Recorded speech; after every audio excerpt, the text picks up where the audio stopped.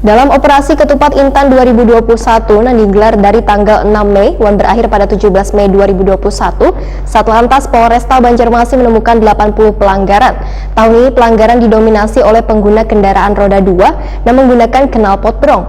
Operasi ini dilakukan wayah malam hari karena banyak pengendara roda 2 dengan knalpot brong dijumpai di sepanjang Jalan Ahmad Yani Banjarmasin. Pemirsa, berikut untuk kabar selengkapnya.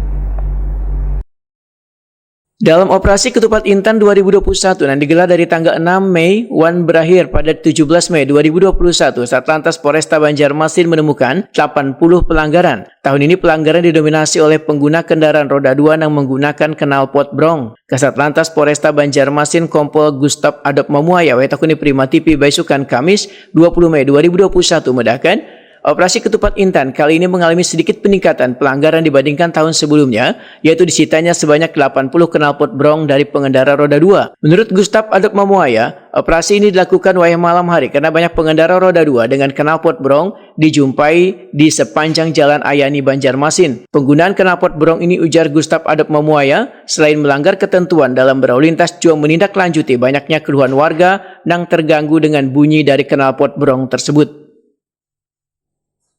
Tanggal 17 Mei 2020 pukul 24.00 di mana di Ketupat tahun ini memang sedikit peningkatan terkait masalah pelanggaran atau penindakan pelanggaran masyarakat, karena memang di tahun ini cukup banyak keluhan masyarakat terkait masalah knalpot brong.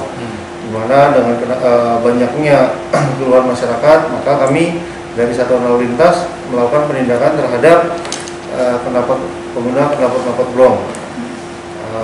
Hasilnya cukup banyak, kurang lebih sekitar ada 80 penindakan terhadap pelanggaran yang cukup didominasi oleh knalpot brong.